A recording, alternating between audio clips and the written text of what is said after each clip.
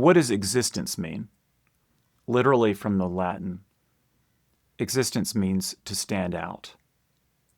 Usually, we know things through our thinking and our sense experiencing by having a sense experience and some kind of concept about it. And it's a kind of grasping. Like I grasp a concept or I can understand what something is. I'm going to use this device. It's a children's toy. I'm going to show you what I'm talking about and try to illustrate it. It's the first time I've done this, so be gentle. Okay. If you look at it, it's just a board that has metal pins in it. And if I tilt it, the pins slide out and they come back. So existence is like this. So this is a field. And then when I do that, I'm just pressing it from the bottom here. You can see that whatever that is stands out. The self that we assume ourselves to be is an object like that. And ego is a conceptual bundling together of our experience to create and maintain and try to make permanent a sense of self that's passing. And it doesn't last. And it's kind of paranoid because it's based in an illusion of self. The truth of it is the being, the underlying consciousness. But we find ourselves in the beginning of our spiritual journey. Say we're interested in non-duality, watching videos on YouTube. And sometimes what you'll hear is that the ego is an illusion. There's something illusory or false about that. That attribution of self to our experience conceptually is an illusion. It's not really true. I would say that's accurate. My realization was when I inquired into my thinking about my experience, it's like a sheaf of corn or something, and you tie it tight and hold it together. All this bundling all my thoughts, feelings, and sensations and memories into a self and then holding it tightly and living that way. That's ego. When I inquired into its nature, eventually it fell away and it collapsed. And I realized whether that form existed or not didn't matter to who I am, because it is. So if this were a wave on the ocean, for example, the wave would be nothing more than water. Imagine this is an ocean. The waves that arise, they're all water. There's no separation anywhere. If this is an infinite ocean of consciousness, then that which arises on that ocean of consciousness is consciousness. So what is it? It's consciousness. In Buddhism, they have something called dependent origination. It means whatever arises dependently. You could say a wave is dependent on the ocean because you can't have a wave without the ocean. You can have an ocean without the wave. You could have a perfectly calm ocean. It's still an ocean. Whatever appears in this field is nothing but the field itself. So I'm creating objects. So there it is. That exists. The substance of what exists is just the field. So the question is, okay, it stands out, but what is it? So it's like saying, well, I exist, but who am I? The substance of it is being. It's the essence, which I would just say is consciousness. The object is just, in a way, a figment of my imagination that arises. And it's temporary. But sometimes people hear that and they think what that means is I don't exist. Let's say someone sees one of these non-duality videos on YouTube and they think, wait, as a person, as an individual, I don't exist. That's a misunderstanding of the teaching. Why is that? Because if to exist means to stand out, which it does, yeah, you stand out. Like the body, in a sense, exists. Why? Because it stands out against the field of my awareness. So I would say it exists. Why? Because it stands out. That's what it means. But I'm not saying what it is. I'm saying it exists. Why? Because I can describe it. It's a concept. But it is relatively real or true. Like any object that we experience, like I have a body. I'm not going to say I don't have a body.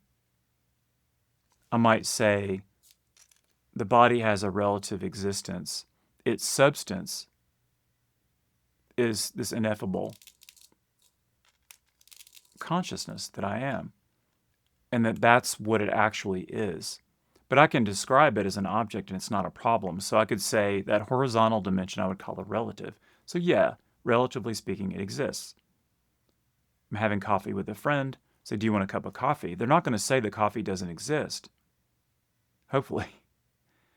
Some might say that. Cups exist, bodies exist, friends exist. The world, in a sense, exists. Why? Because it stands out against the field of our awareness. To say otherwise is a form of insanity. It's pretending.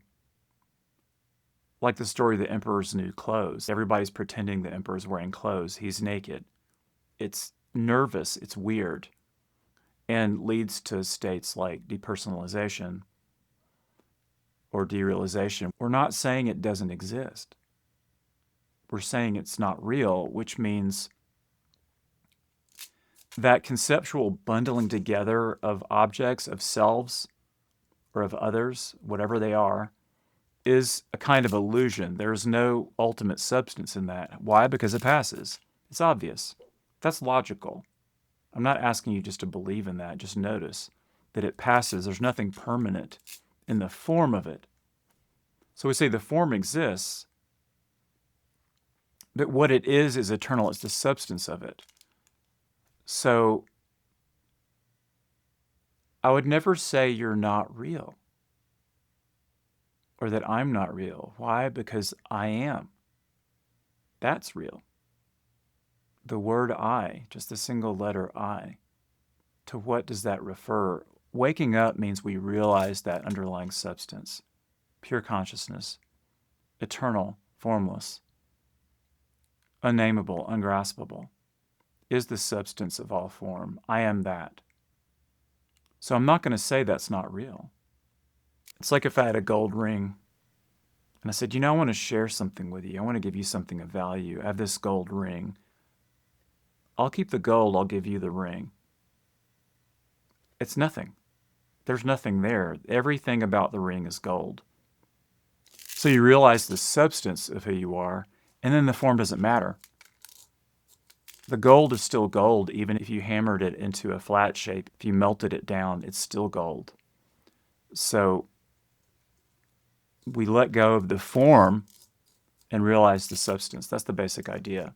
Inquire into this mental habit of believing that thoughts are ultimately true. Like, I am, and then insert a thought here, a description. Like, tell me about yourself. I can write it down on a sheet of paper. I describe it. I came from this town. I went to college, or I didn't. I got married, or I didn't. I had kids, or I didn't. I have hopes or dreams for the future.